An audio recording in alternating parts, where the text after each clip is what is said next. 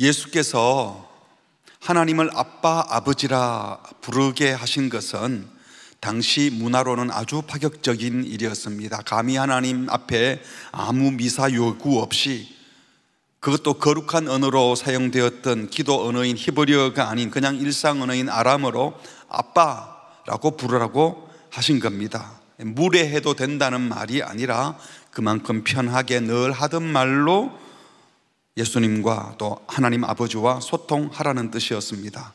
거룩하신 하나님, 창조주 하나님께서 성육신하여 사람으로 오신 예수님, 그분은 바로 하나님이 인간의 언어로 번역된 분이십니다. 성탄절이 바로 그날이죠. 하나님이 인간 곁에 오셔서 인간과 함께 하신, 임마누엘 하신 날입니다. 그 사건은, 하나님의 말씀은 하늘 위에 그대로 있지 않고 우리의 일상 언어로 사용되어야 하고, 하나님의 말씀이, 하나님의 뜻이 우리 일상에 들어와야 한다는 뜻이기도 합니다. 또한 예수님께서 우리에게 하나님을 감히 아버지라 부르게 하신 것은 우리들이 경험한 육신의 아버지를 떠올리면서 부르라는 것이 결코 아니라고 했습니다. 하나님을 아버지라 부르라고 하셨다고 해서 남성 중심의 동양의 가부장적 세계관을 그대로 용인한 것이 아니라고 했어요. 하나님은 남자와 여자를 모두 다 하나님의 형상으로 만드신 분인데, 창조주 하나님께서 남성, 여성 어느 한 성을 취할 리가 없으시고, 창조주 하나님이 부실한 인간 아버지의 모습을 따라서 나도 아버지로 불리고 싶다, 그렇게 생각할 리가 없지 않겠습니까? 아버지에 대한 아무리 좋은 경험이 있다고 해도 우리 하나님 아버지를 그것에 견줄 수가 없고요, 아버지에 대한 부정적인 경험 때문에 하나님을 그 경험 안에 가두어 둬서도 안 되는 겁니다. 하나님은 우리가 이 세상에서 경험한 그런 아버지가 절대 아니십니다. 오히려 하나님이 어떤 아버지인 줄 제대로 알아서 모든 아버지가 하나님 아버지를 닮아가야 되고, 하나님 아버지가 어떤 분인지 제대로 알아서 모두가 그에 걸맞는 어머니, 남편, 아내, 자녀가 되어야 하는 겁니다. 이것이 바로 복음을 받은 자의 삶인 것입니다. 그렇다면 예수님께서 하나님을 우리 아버지여라고 부르라고 하실 때 어떤 배경에서, 어떤 의도로 하나님을 아버지라 부르라고 하셨을까요? 구약 출애굽기에 보면 하나님은 이스라엘 민족을 구원하시면서 인도하고 낳으시고 양육하신 아버지셨다라고 말합니다. 그러면서 이 이스라엘 민족을 의인화해서 이스라엘 민족을 내 아들이라고 부르셨습니다. 그러니까 구약에서 이스라엘은 하나님의 아들이었고 하나님은 이스라엘의 아버지였습니다. 출애굽기 4장에 보면 하나님께서 모세를 이집트 왕 바로에게 보내면서 이스라엘은 내 아들, 내 장자다, 내가 너에게 말하는데 내 아들 보내주어 하나님 나를 섬기게 해라 해도 바로왕 네가 보내주기를 거절하니까 내가 네 아들, 네 장자, 이집트 바로왕의 아들과 이집트의 모든 장자들을 내가 죽이겠다, 그러니 죽기 싫으면 내 아들 이스라엘을 내놓아라, 이렇게 말하라고 하셨습니다. 하나님은 이스라엘을 여기서도 내 아들, 처음으로 말한 거죠. 이스라엘을 애굽 노예 생활에서 건져내시는 아버지라고 말한 겁니다. 그리고 출애굽 여정을 마쳐갈 즈음에 가나안 땅 들어가기 위해서 요단강 건너기 직전에 쓴 신명기 마지막 부분에서 이렇게 말했습니다. 32장 6절, 어리석고 지혜 없는 백성아, 여호와께 이같이 보답하느냐. 같이 할까요? 그는 내 아버지시요 너를 지으신 이가 아니시냐. 그가 너를 만드시고 너를 세우셨도다. 하나님은 이스라엘을 만드신 분, 창조하신 분, 세워 가시는 분, 낳고 기르는 분이라는 겁니다.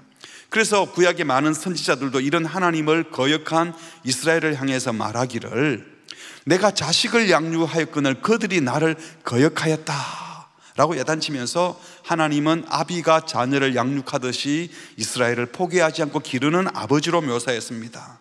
또 이사야 63장 16절에 보면 주는 우리 아버지시라. 하나님은 우리를 모르고 아브라함은 우리를 모르고 이스라엘은 우리를 인정하지 아니할지라도, 아브라함, 야곱, 이스라엘 육신의 조상들은 우리를 모른다고 할지라도 여호와 주는 우리 아버지시라. 옛날부터 주의 이름을 우리의 구속자라 하셨거늘 여호와 하나님은 우리의 구속자여 우리 아버지라고. 인간 부모 조상들은 우리를 양육하다가 지치기도 하고 너무 지치면 포기하는 경우도 있지만 하나님 아버지는 결코 포기하지 않으시고 끝까지 양육하시는 아버지시라는 겁니다. 이사야 64장 8절에서도 그러나 여호와여 이제 주는 우리 아버지시니이다 라고 말하면서 우리는 진흙, 아버지는 토기장이시니 우리는 다 주의 손으로 지으신 것이니이다.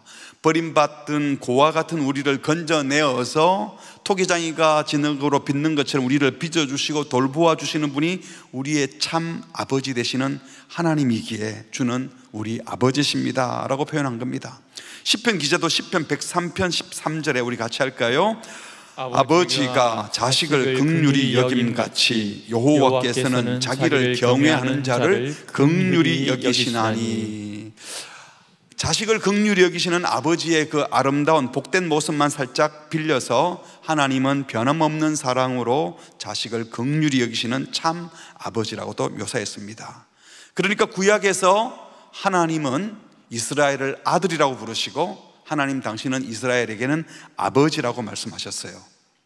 그러니까 이스라엘이 하나님의 아들이라고 했는데 신약에 와서, 특별히 마태복음에 와서는 이스라엘이 하나님의 아들이 아니라 예수님을 하나님의 아들이라고 말씀하고 있습니다. 헤롯이 왕으로 오신 예수 탄생 소식을 듣고 자기 자리에 위협을 느껴서 그 즈음에 태어난 아기들을 다 죽이라고 유아살해 명령을 했잖아요. 이때 요셉과 마리아는 예수님을 살리기 위해서 예수님을 안고 애굽으로 피난을 갔다가 돌아왔습니다. 마태는 이 사건을 설명하면서 마태복음 2장 15절에 헤롯이 죽기까지 거기 있었으니, 그러니까 예수님을 죽이려고 유아살해 명령을 내렸던 헤롯 왕이 죽을 때까지 이집트에 있었으니 이는 주께서, 하나님께서 선지자를 통하여 말씀하신 바 애굽으로부터 내 아들 즉 이스라엘을 불렀다, 출애굽 사건을 말하죠. 이것을 이루기 위함이라고 했습니다. 예수님이 이집트에 피난 갔다가 돌아온 사건은 이스라엘 백성들이 이집트의 노예로 있다가 출애굽한 사건의 궁극적 성취라는 겁니다. 호세아 11장 1절에 딱 이 표현이 나와요. 이스라엘이 어렸을 때에, 어렸다는 말은 이스라엘 민족의 태동기를 가리키죠. 이스라엘 역사 초기에 아직 국가가 만들어지지 않고 이집트에서 노예로 살고 있던 요셉 때문에 들어가지 않았습니까? 그들이 어렸을 때 왕이 아직 왕국이 되기 전에 하나님이 이스라엘을 사랑하여서 내 아들 이스라엘을 애굽에서 불러내었다, 출애굽시켰다 한 이 말씀의 궁극적인 성취가 누구 때 이루어진다는 겁니까? 지금 예수님에게서 이루어진다. 이것이 마태복음 4장의 말씀이에요. 출애굽 역사의 궁극적 성취라는 거예요. 그러니까 예수님은 실패한 하나님의 아들 이스라엘, 옛 이스라엘은 실패했잖아요. 첫 번째 출애굽에 실패했어요. 그런데 예수님은 새 이스라엘로 오셔서 예수님은 하나님의 참 아들로서 우리를 출애굽시키는 주인공으로 일하신다는 겁니다. 그래서 예수님이 공생애를 시작하면서 요단강에서 세례를 받고 공적 사역을 시작하려고 할 때 하늘에서 소리가 들려왔습니다. 하나님 아버지가 이는 내 사랑하는 뭐라고? 아들이요 라고 선언을 하셨고, 사탄도 예수님을 그 직후에 시험하지 않습니까? 사장에 가면 시험할 때 네가 하나님의 아들이면 돌로 떡 만들어 봐라, 네가 하나님의 아들이면 뛰어내려라 하면서 예수님이 스스로 하나님의 아들임을 깊이 인식하고 있다는 전제하고 시험을 했습니다. 예수님은 자신이 하나님의 아들임을 깊이 생각하고 있었다는 것이죠. 그러므로 구약에서 특별히 호세아서에서 이스라엘의 아버지 하나님이 어떤 분으로 묘사되었는가, 이거를 확인해 보면 마태복음에서 지금 예수님이 하나님을 아버지라고 부를 때 그 아버지가 어떤 아버지인지를 짐작해낼 수 있는 겁니다. 호세아 선지자가 이스라엘의 아버지인 하나님을 어떤 분으로 묘사하고 있습니까? 호세아서를 보면 하나님은 호세아에게 말도 안 되는 사랑을 하라고 명령을 하십니다. 1장 2절에 여호와께서 처음 호세아에게 말씀하실 때 여호와께서 호세아에게 이르시되 너는 가서 어떤 여자? 음란한 여자를 맞이해서 음란한 자식을 낳아라. 마치 목사에게 청년촌에 가서 여인 하나 데리고 와서 결혼해서 아기 낳아라, 그 여자가 또 나쁜 짓 할 텐데 또 데리고 와서 또 살아라, 이런 명령을 하는 거예요. 그러면서 이 나라가 여호와를 떠나 크게 음란함이니라. 그러니까 음란한 여인처럼 하나님을 떠나 우상을 숭배하며 불순종하는 그 이스라엘을 가슴 아파하시던 하나님은 하나님 당신의 아픔을 선지자로 하여금 경험하게 하려고 음란한 여인 고멜과 결혼해서 네 마음이 얼마나 힘든지 느끼면서 내 마음이 얼마나 힘든지도 생각해 보라는 거예요. 그리고 새 자녀를 낳아서 이름을 짓게 하라고 하면서 그 이름 뜻을 하나님이 정해줬는데, 그것은 하나님의 마음을 보여준 겁니다. 첫 아들의 이름을 이스르엘이라고 짓게 하셨어요. 이 4절 5절에 나오죠. 1장 4절 5절. 이스라엘은 여러분 이세벨을 알 거예요. 아합왕의 그 이세벨, 아주 악한 왕비 아닙니까? 하나님께서 예후를 혁명을 일으키게 해가지고 이세벨을 쳐 죽여서 개들이 그 피를 핥던 장소가 바로 이스라엘입니다. 그러니까 하나님께서 이스라엘의 반역과 죄악에 대해 끔찍하게 심판하겠다는 뜻으로 이 끔찍한 지명인 이스라엘로 이름을 지었어요. 그 둘째는 딸을 낳는데 이름을 로루하마. 루하마는 긍휼히 여기다, 이거 로는 아니, 이런 뜻이에요.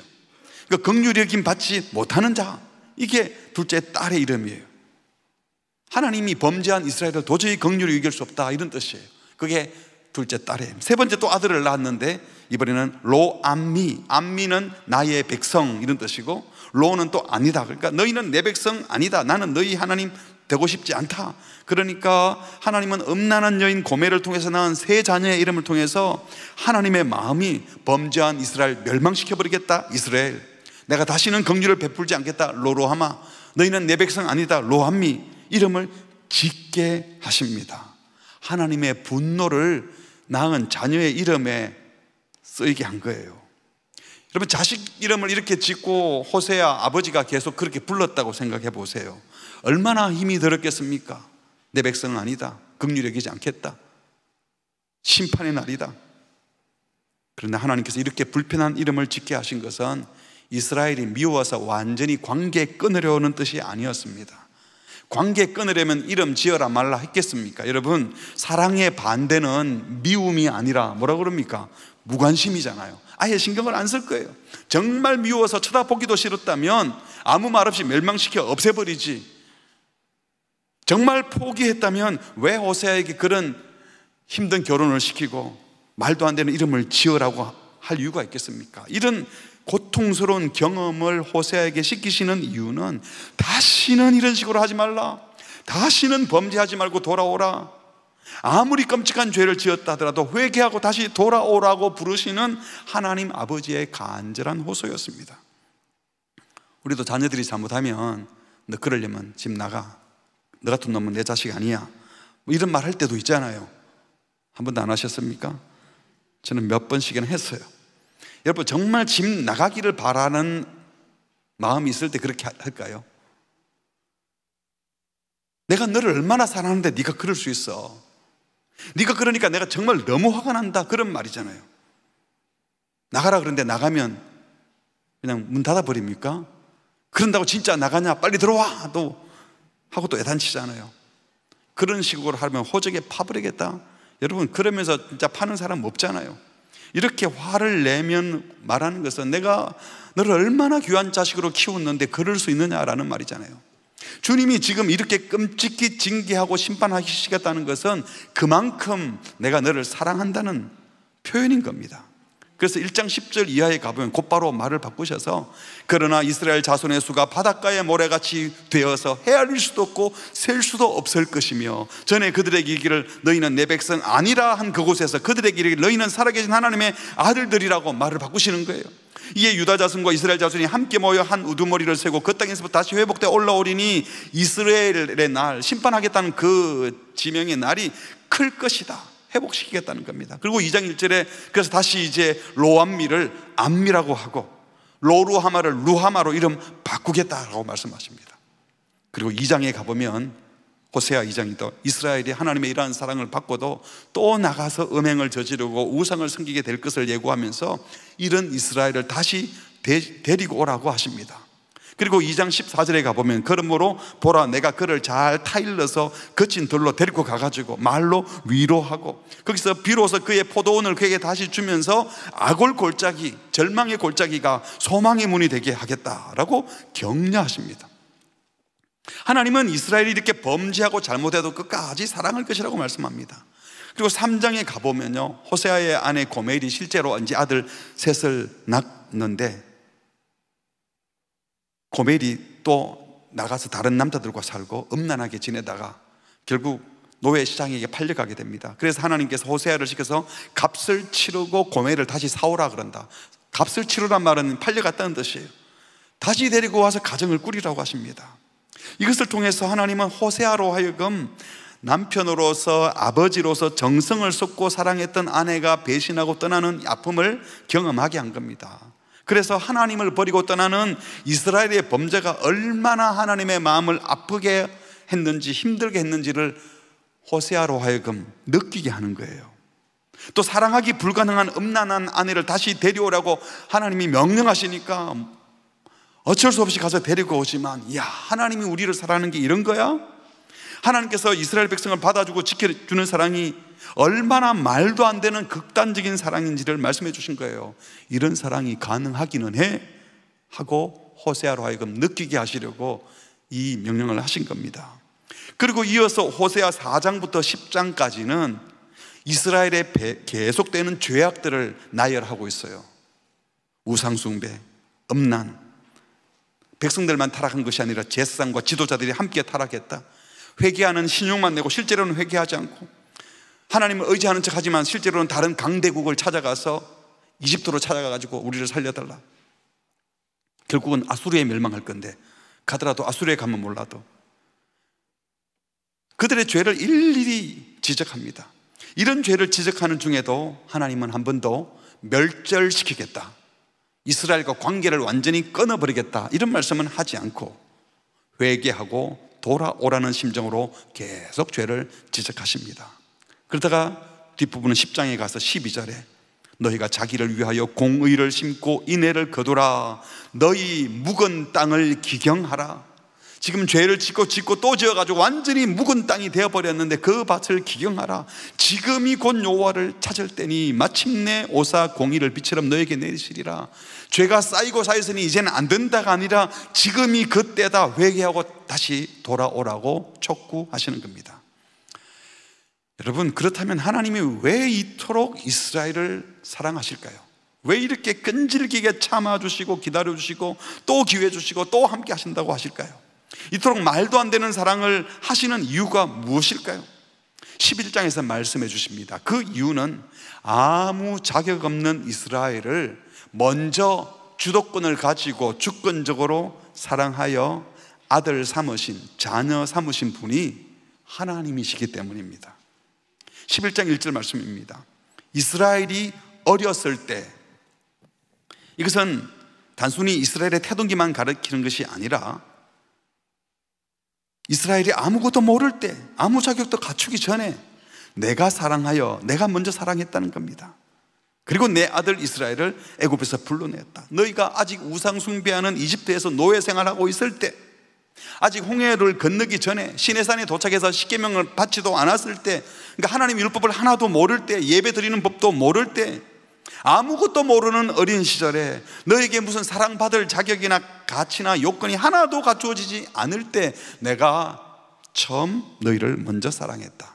너희가 무슨 자격이 있어서가 아니라 너희 자격과는 전혀 상관없이 내가 주권적으로 사랑하여 자녀 삼았고 내가 나서서 너희 아버지가 되어주기로 작정해서 너희를 내 아들로 삼았다. 그래서 내가 시작했으니 내가 끝까지 책임지고 사랑하겠다 라는 말씀인 겁니다. 이것이 바로 어렸을 때 건져내신 우리 아버지의 마음입니다. 우리가 아버지라 부르는 하나님은 이런 말도 안 되는 사랑을 하시는 아버지, 원수 같은 사람을 자식으로 받아들이고 끝까지 책임지고 사랑하는 아버지십니다. 하나님께서 이렇게 사랑해서 구원하셨고 지금도 사랑해 왔음에도 불구하고, 그런데 2절에 보니까 11장 2절, 선지자들이 그들을 부를수록 어떻게 했다고요? 점점 더 멀리하고 바알에게 제사하고 우상 앞에 분향하고. 그러나 내가 에브라임에게 걸음을 가르치고 내 팔로 안았음에도, 에브라임은 이스라엘을 가르쳐요. 마치 부모가 아이의 그런 말을 가르치고 안아주시듯이 이스라엘을 사랑했음에도 내가 그들을 고치는 줄을 이스라엘이 알지 못하였도다. 하나님이 자기들을 사랑해서 양육해 주시는 아부인 줄을 몰랐다, 무시했다는 겁니다. 아버지를 무시했다는 거예요. 그래도 4절에 내가, 하나님께서는 사람의 줄, 곧 무슨 줄이라 그랬습니까? 사랑의 줄로 우리를 꽁꽁 메어서 이끌어 주시고, 그들에 대하여 그 목에서 멍에를 풀어주시고 그들 앞에 먹을 것을 주셨다고 했습니다. 하나님이 주도하여 사랑하셨기에 아들 이스라엘이 범죄해도, 하나님의 사랑을 무시하고 거역하고 배신해도, 아들이기에 징계도 하고 때로는 진노도 하시지만 하나님 아버지는 결코 아들 이스라엘을 포기하지 않으시겠다는 말씀입니다. 계속해서 5절에 그들은 애굽 땅으로 되돌아가지 못하겠거늘, 그런데도 이집트 가서 하나님 버리고 도망갔어요. 내게 돌아오기를 싫어하니 하나님이 아수르 사람을 불러서 그들을 지배하게 할 것이라. 6절, 칼이 그들의 성읍을 치며 빗장을 깨뜨려 없이 하려니 아수르에게 멸망한다는 거예요. 이는 그들의 계책으로 말미암음이니라. 이집트 가면 될 줄 알았는데 그 계책이 다 엉터리가 되어버렸어요. 7절, 내 백성이 끝끝내 내게서 물러가나니, 계속 버티고 도망가고 딴 데로 가는데 비록 그들을 불러 위에 계신 이에게로 돌아오라 해도 일어나는 자가 하나도 없구나. 그래서 내가 그들을 아수르에 팔아버릴 것이다, 저들을 심판하고 멸망시킬 것이다 라는 말씀을 하는 겁니다. 그러면서 갑자기 말씀을 또 이렇게 해요. 8절에 에브라임이여, 그렇다고 내가 어찌 너를 놓겠느냐? 이스라엘이여, 내가 어찌 너를 버리겠느냐? 내가 어찌 내 아들인 너희들을 아드마같이 스보임같이 놓아버리고 두겠느냐? 여기 아드마 스보임은 소돔과 고모라와 함께 하나님의 심판으로 멸망했던 도시입니다. 그러니까 이스라엘이 아무리 범죄하고 잘못해도 내 아들인데 이방인들 멸망시키듯이 이방인들과 똑같이 취급할 수 없다는 겁니다. 무슨 뜻입니까? 기대하고 바라던 자식이 잘못되니까 아버지로서 너무 화가 나서 아수르를 불러서 심판을 하기도 합니다. 그렇지만 그래도 내가 너희들을 사랑하기 때문에 완전히 멸절시키지는 않는다. 아드마처럼 스보임처럼 이방인들을 멸절시키는 것처럼 그렇게는 안 한다는 겁니다. 육신의 아버지라면 여러분, 이 정도쯤 되면, 이 정도로 회개하지 않으면 포기하고 연을 끊어버리겠지만, 우리 하나님 아버지는 마땅히 행할 수 있는 권리 행사를 하지 않으시고 오히려 이런 자식을 향하여 진노가, 분노가 불붙는 것이 아니라 내 마음이 내 속에서 돌이켜 뭐가 불붙는다고 했어요? 나의 긍휼이 불붙는다고 했어요. 이게 바로 우리 하나님 아버지인 줄 믿습니다. 잘못을 할수록 불쌍한 마음이 더 들어서 어떻게 살려내냐라고 생각한다는 거예요. 여러분, 이런 하나님 아버지의 사랑은 사실 세상에 없는 사랑입니다. 우리 상상을 넘어서는 사랑입니다. 9절에 내가 나의 맹렬한 진노를 나타내지 않으며 내가 다시는 에브라임을 멸하지 아니하는다. 그렇게 하는 이유는 뭔가 하면, 이렇게 끝까지 사랑하는 이유는 뭐라고 그랬죠? 내가 하나님이요 사람이 아니기 때문이다. 네 가운데 있는 거룩한 자이기 때문에 진노함으로 너에게 임하지 않을 것이다. 사람 아버지라면 당연히 진노하고 연을 끊어버리고 내치겠다는 분도 있겠지만, 하나님 아버지, 거룩한 하나님 아버지는 그렇지 않다는 겁니다. 이 아버지 하나님의 사랑은 세상에 없는 사랑이라는 겁니다. 우리의 상상을 넘어서는 사랑이라는 겁니다. 인간 아버지 중에도 종종 굉장히 훌륭한 분들도 계셔요. 하지만 그 사랑이 아무리 대단해도 이스라엘처럼 끝까지 대적하고 덤벼드는 자식을 참아내고 사랑하기는 어려운 겁니다. 그 정도 되면 얼마든지 분노하고 징벌할 권리도 부모에게 있는 거죠. 하지만 하나님 아버지는 끝까지 사랑하기로 하셨고, 그들의 죄를 묻는 것이 아니라 그 죄값을 대신 치러주기로 작정하시고, 그들을 진짜 아들 삼기 위해서 자신의 독생자 예수 그리스도를 십자가에 대신 죽게 하는 사랑을 베푸신 분이 바로 우리 아버지 하나님입니다. 그러므로 하나님은 우리가 힘들어서 짜증내고 불평하고 원망해도, 죽고 싶다고 말하며 덤벼들어도, 하나님을 버리고 도망가도 또 받아주시고 또 받아주시는 사랑의 하나님이신 줄 믿습니다. 호세아서에 나타난 하나님의 사랑은 세상 부모에게 없어요. 세상 남편 가운데 세상 아내에게 없어요. 정말 인간의 말로는 설명이 될 수 없는 사랑이에요. 그 어떤 상황에도 끝까지 받아주시는 사랑, 결코 멈추지 않는 사랑입니다. 이 하나님의 사랑을 받을 수 없을 만큼 끔찍한 죄인이란 없습니다. 이 하나님의 사랑이라면 용서받지 못할 사람이 없고, 이 하나님의 은혜라면 회복될 수 없는 사람 없습니다. 우리 인간의 눈에는 저 사람은 안 되겠다, 그런 절망스러운 마음이 들지 몰라도 하나님이 택한 하나님의 자녀들은 결국 그들이 하나님을 아빠 아버지라 부르게 하실 것이고, 그 사랑으로 인하여 하나님을 기쁘게 예배하게 하실 줄 믿습니다. 예수님은 바로 이 아버지 하나님, 호세아서에서 말씀하는 이스라엘을 내 아들이라고 부르시고 이스라엘의 아버지라고 말했던 그 하나님 아버지를 생각하면서 우리에게 하나님을 아버지라고 부르라고 한 겁니다. 하나님 아버지는 결코 무서운 아버지, 엄한 아버지, 무능하고 무감각한 아버지, 한계 많은 아버지가 아니라 아들같이 아는 우리를 끝까지 사랑해 주시는 사랑의 아버지, 예민하게 우리를 살펴보시는 아버지, 무한한 능력과 긍휼과 자비를 가지신 아버지, 신실한 아버지, 한이 없이 사랑해 주시는 아버지이십니다. 예수님은 지금 우리들에게 이 하나님 아버지를 알고 아빠, 아버지 하나님 부르라고 말씀하십니다. 마음껏 부르시기를 바랍니다. 그러므로 여러분, 이제 더 이상 아버지 같은 분 이런 말을 쓰지 마세요. 하나님 아버지를 누구 같다고 말하겠어요? 우리 하나님은 아버지 같은 분이 아니에요. 아버지세요. 세상에 어떤 아버지에게 비교할 수 없어요. 아버지 같은 분이라고 하면서 아버지를 이렇게 설명하려고 하지 마세요. 하나님을 아빠 아버지라 부르면서 부자 관계 맺고 그냥 살아가시기를 바랍니다. 하나님은 이스라엘을 택할 때부터 내 아들이라고 부르셨고, 수시로 나는 너희 아버지다, 말라기 1장 6절로 나오죠. 자주 나는 너희 아버지다. 그리고 그 아버지가 어떤 분인지 설명해주고 소개해 주셨어요. 하지만 성경을 읽어보면요, 구약에서 한 번도 사람들이 직접 하나님을 아버지라고 호칭한 적이 없어요. 그러나 지칭할 때는 많아요. 하나님은 우리 아버지십니다. 은유법으로 말하는 거죠. 주는 우리 아버지 같은 분이십니다. 우리를 사랑하십니다. 직유법으로 말해요. 그런데 하나님 아버지 하고 직접 불렀다는 기록은 없어요. 지칭하여 아버지 같이 우리 아버지 이런 말은 했지만 감히 아버지요 라고는 하지 않았다는 겁니다. 그때 예수님이 처음으로 제자들에게 하나님을 아버지라 부르라, 아빠라고 부르라고 말씀하시고, 예수님께서도 직접 하나님 아버지, 아빠, 아버지라고 부르셨던 겁니다. 예수님 당시 팔레스타인 지역 사람들이 사용하던 아람어의 이 아빠라는 단어는 자식을 낳아준 육신의 아버지에게만 부른 것이 아니라 학생이 스승을 부를 때도 아빠라고 부르기도 하고, 존경받는 지위에 있는 사람, 권세 있는 사람을 친밀할 때는 아빠라고 부르기도 했다고 해요. 하지만 예수님께서 지금 하나님을 아빠, 아버지라고 부르라고 할 때 어떤 훌륭한 스승이나 육신의 아버지를 생각하고 부르라고 한 것은 아닙니다.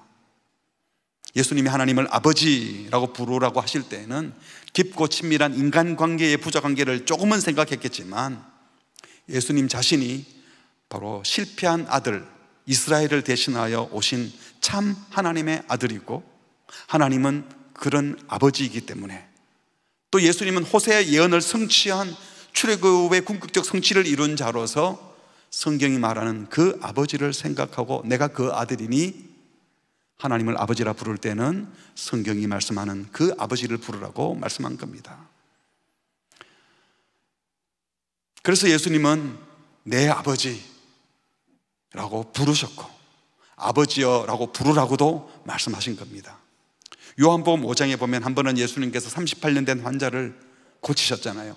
근데 그것을 유대인들이 가만히 지켜보다가 38년 된 환자가 늘 누워있다가 고침을 받고 자리를 들고 일어나서 벌떡 걸어가는 걸 보고 박수 쳐주는 게 아니라 왜 안식일에 이사를 하느냐 하고 안식일을 범했다고 막 야단을 쳤어요. 그리고 또 예수님을 찾아와가지고 당신은 왜 안식일에 병을 고치느냐고 예수님한테 항의를 했어요. 그때 예수님이 시비를 걸고 항의하는 자들에게 대답을 이렇게 했습니다. 5장 17절 예수께서 그들에게 이르시되 뭐라고요? 내 아버지께서 이제까지 일하시니 아들인 나도 일한다 라고 하시면서 창조주 하나님을 바로 내 아버지라고 불렀어요. 그래서 유대인들은 어찌 거룩하신 하나님을 감히 내 아버지라고 부를 수 있느냐며 분노하며 말합니다. 18절 같이 합니다.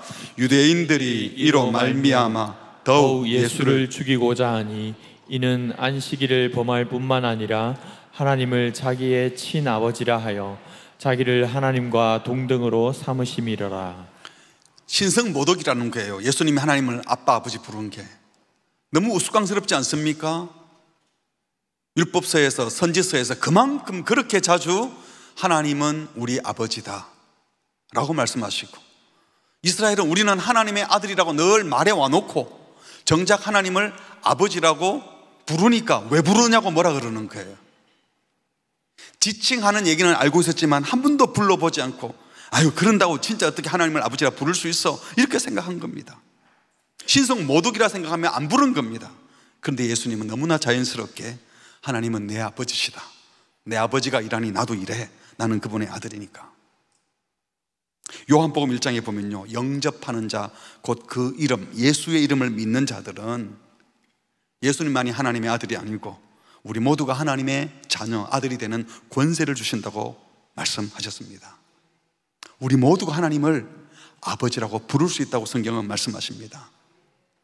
예수님께서는 그래서 일부러 늘 아버지께 기도했습니다. 그리고 아버지께 순종했습니다. 마가복음 14장 겟세마네 동산에서 기도할 때 아빠 아버지여 당신께는 모든 것이 가능하오니 이 잔을 내게서 옮겨주세요. 너무 힘들어요. 그러나 내 뜻대로 마시고 당신 뜻대로 되기를 원합니다. 마태복음 26장에서도 조금 나아가서 얼굴을 땅에 대시고 엎드려 기도하여 이르시되 뭐라고요? 내 아버지여 할만하면 이 잔 지나가게 해주세요. 그러나 내 원대로 마시고 당신 원대로 되기를 원합니다. 여러분, 이제 더 이상 하나님은 저의 아버지이십니다 이런 말 하지 말고 그냥 아버지라고 부르시기 바랍니다. 예수님 때문에 하나님을 아빠 아버지라 부를 수 있게 된 저와 여러분은 예수님처럼 기도할 수 있어요. 아버지, 할 수만 있으면 이 어려운 문제, 이 고통스러운 문제, 이 염려스러운 문제들 좀 지나가면 좋겠어요. 그래도 아버지 뜻이 있다면 받아들일게요. 지금 저 보고 계시는 거죠. 난 너무 힘든데 알고 계신 거죠. 그런데 제가 하나님이 알고 계시는 것 알면서도 어떻게 될지 모르겠어요. 빨리 이 힘든 시간 끝나면 좋겠어요. 그래도 주님 뜻이면 받아들일게요. 견디라면 견딜게요. 아버지가 더 좋은 뜻 갖고 계신 건 맞죠? 여러분, 그렇게 직접 아버지를 부르고 기도하시기 바랍니다. 말씀을 정리하려고 합니다. 우리는 이제 참 하나님의 아들이신 예수님 때문에 하나님의 아들이 되었고 예수님처럼 하나님을 아버지라고 부르게 되었습니다.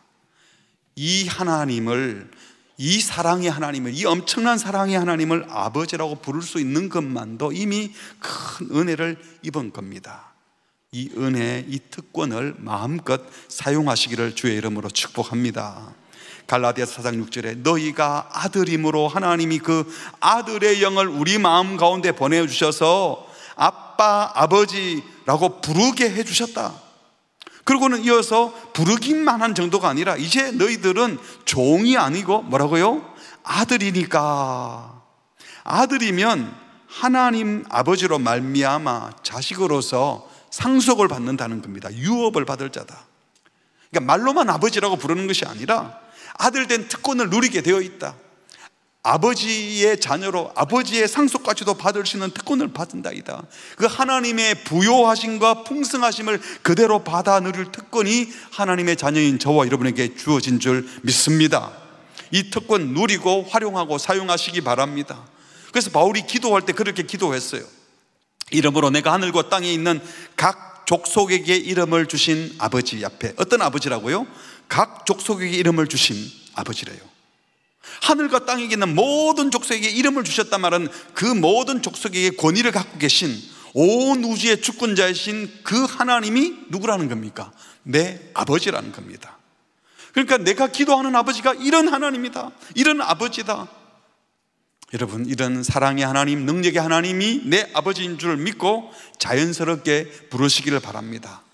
혹시 쑥스럽고 어색하게 불렀다면, 또 모르고 못 불렀다면 오늘 이 시간 이후로 예수 이름으로 당당하게 하나님을 아빠 아버지라 불러보시고 늘 부르며 사시기를 바랍니다. 제가 내 자녀를 키우잖아요. 아이들이 아빠, 아버지 하고 부르면 제 마음이 얼마나 기쁜지 몰라요. 삐죽삐죽하지 않고 그냥 편하게 아빠라고 부르고, 큰 놈도 작은 놈도 그냥 이것저것 부탁하는 것을 보면요, 너무 고마워요. 저를 아버지라고 생각해 주는 거니까. 때로는 자기가 잘못을 해놓고 머리 긁으면서 아빠 그래도 저 도와주실 거죠? 아유, 왜 그런 짓을 했어? 그래도 좀 도와주세요. 오면 제가 기쁜 거예요. 잘못했다고 그냥 도망가지 않고. 부족한 부모를 부모로 알아주고 때로는 고마워도 하고 감사해도 하고 그러면 육신의 부모인 저도 너무 고맙습니다. 육신의 부모인 저도 이 자식들이 좀 잘못한다고 너는 그만하자, 아들 안 하겠다, 이런 마음이 전혀 없어요. 여러분도 그렇지 않습니까?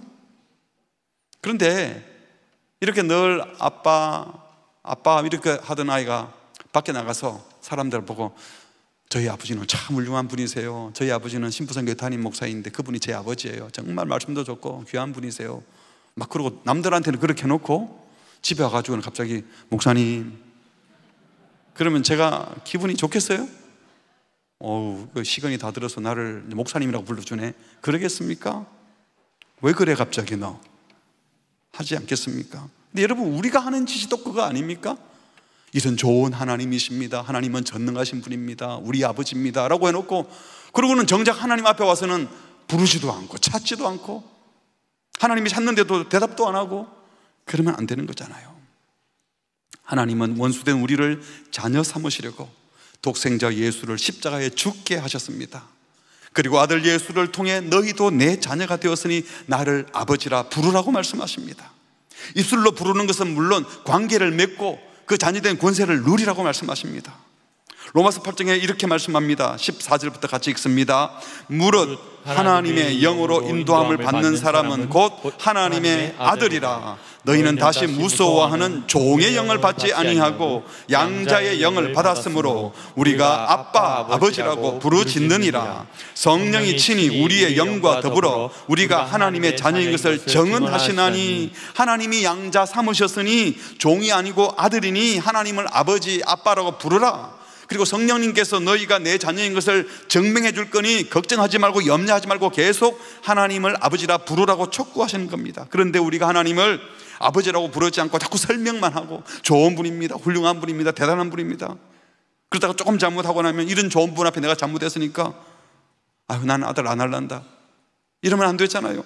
우리 하나님이 절대로 그런다고 너는 내 조카해라 그러지 않으십니다. 잘못한 게 많다고 아들인 우리가 종처럼 산다면 하나님 아버지는 더 마음 힘들어할 거예요. 그거 조금 잘못한 것 때문에 네가 자식 안 하겠다고, 내가 아버지 아니라고 아버지를 무시하는 거잖아요. 바라기는 육신의 아버지에 대한 불편한 그림들은 싹 지우십시오. 세상의 아버지의 그림들 다 지우십시오. 하나님이 얼마나 끈질기게 말도 안 되게 사랑하시는 아버지인지를 확인하고 기억하고 마음껏 아빠, 아버지라 부르시기 바랍니다. 하나님, 우리가 범죄했을 때보다도요, 범죄하고 나서 하나님이 나를 자식으로 찾아주지 않을 것 생각해서 아빠라 부르지 않으면 더 힘들어 하십니다. 어떤 상황에도 하나님을 아빠, 아버지라고 마음껏 부르시는 자녀들 되시기를 주의 이름으로 축복합니다. 아멘. 우리 함께 찬양하겠습니다. 어떤 경우에도 우리를 향해 너는 내 아들이다 라고 하시는 하나님 아버지의 음성을 들으며 또 고백했으면 좋겠습니다.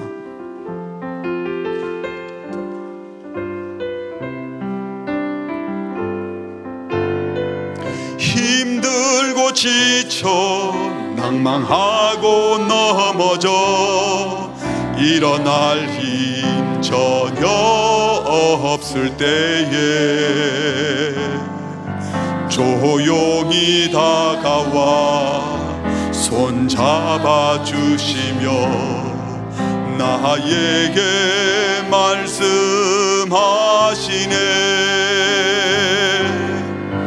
나에게 실망하며 연약해 고통 속에 눈물 흘릴 때에 못자국 난 그 손길 눈물 닦아주시며 나에게 말씀하시네.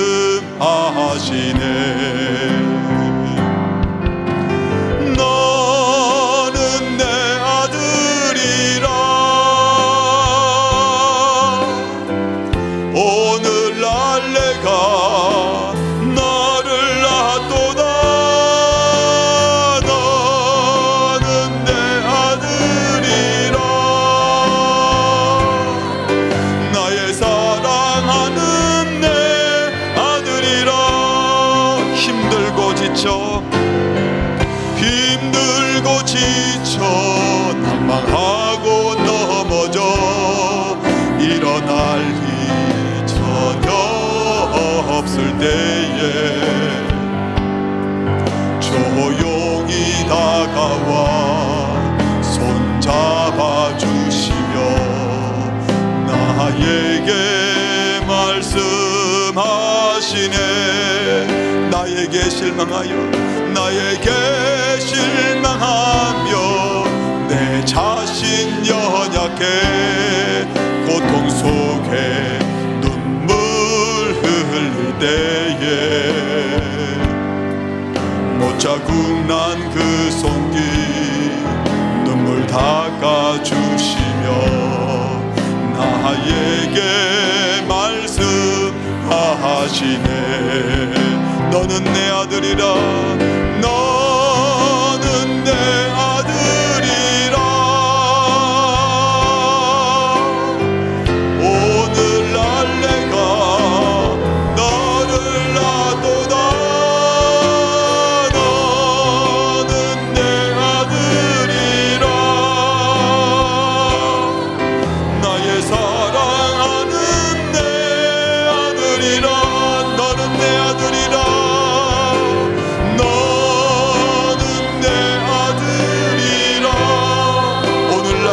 너를 낳았도다. 오늘날 내가 너를 낳았도다. 너는 내 아들이라. 나의 사랑하는 내 아들이라. 언제나 변함없이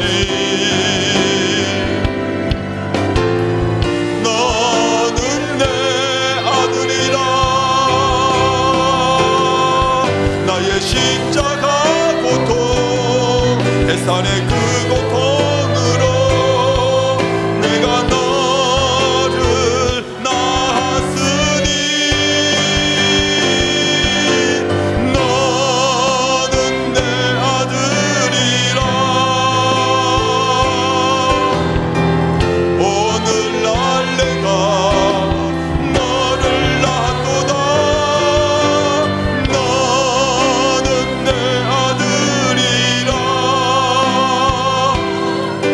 나의 사랑하는 내 아들이라. 우리 같이 기도하겠습니다. 혹시 우리도 유대인들처럼 하나님이 내 아버지라고 열심히 말하고 설명하고 하나님이 위대하다고 말은 하면서 정작 하나님 앞에 와서 친밀하게 아빠, 아버지 부르지 못하고 삐죽삐죽하진 않았습니까? 하나님은 분명 우리가 죄 짓는 것 싫어하셔요. 그러나 범죄한 것보다 더 싫은 것은 죄 조금 지어서 잘못했다고 하나님을 찾아오지 않고 하나님께 등 돌리면 더 서운해 하십니다. 주님은 언제라도 우리가 나와서 아빠, 아버지라고 부르고 찾으면 준비하고 계십니다. 용서해 주시려고, 새 힘 주시려고, 일어나게 하시려고. 우리가 그 어떤 고통 속에 눈물 흘릴 때라도 주님이 아들을 십자가에 못 박아 죽게 하심으로 나를 살리셨다고 하는 그 아버지의 사랑을 알고 찾아오면 주님은 다시 힘을 주십니다. 이 시간 기도할 때 범죄한 것도 회개해야 되지만 아버지를 찾지 않고 무시하고 아빠, 아버지라고 친밀하게 부르지 못했던 것을 회개합시다. 그리고 어떤 경우에도 이제는 아버지를 찾겠습니다. 그리고 주님과 친밀한 관계를 유지하겠습니다. 아버지 사랑합니다 고백하며 결단하며 같이 기도하시겠습니다. 하나님 아버지, 우리에게 말씀 주시고 기도하게 하시니 감사합니다. 주님 우리에게 임하여 주시고 주님 우리에게 말씀하여 주셨던 하나님께서 도와주시옵소서. 주님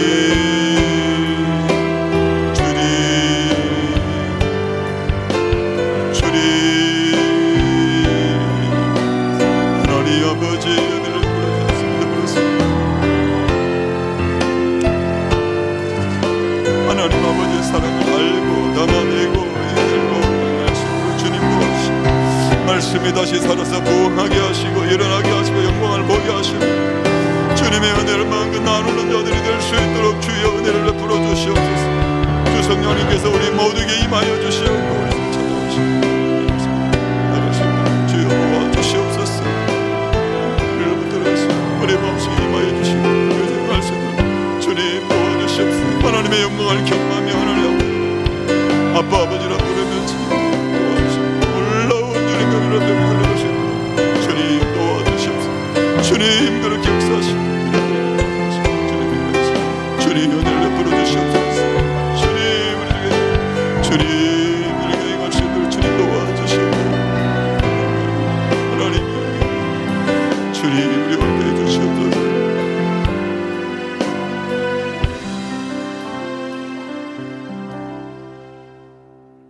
우리를 아들이라 부르시고 기꺼이 우리의 아버지 되어주시는 하나님 아버지 참 감사합니다. 언제든지 우리를 용서하시고 새 길을 열어주려고 준비하고 계시는 자비와 긍휼이 풍성한 아버지이신데 우리를 낳으실 때부터 마지막까지 돌보려고 작정하신 아버지신데 우리가 조금 잘못했다고 걱정된다고 등 돌리고 아버지를 찾지 않았던 우리의 불충을 용서하여 주시옵소서. 이제 더 친밀하게 매 순간 하나님을 아빠 아버지라 부르며 나아가겠습니다. 아버지, 오늘 이 시간 하나님을 아버지라 부르는 모든 주의 백성들에게 함께하여 주시옵소서. 편안하게 하나님을 아빠 아버지라 부르며 매 순간 주의 뜻을 묻고 아버지 뜻대로 살아갈 용기와 믿음도 허락하여 주시옵소서. 끝까지 시작했으니 책임지겠다고 하시는 아버지의 사랑을 기억하고 두려워 떨지 않게 하시고 지금 결단하고 아버지의 뜻에 매여 살아가고 사랑의 줄에 매여 살아가는 하나님 뜻을 이루기 위하여 결단하는 우리 모두 되게 하여 주시옵소서. 예수님의 이름으로 기도합니다. 아멘.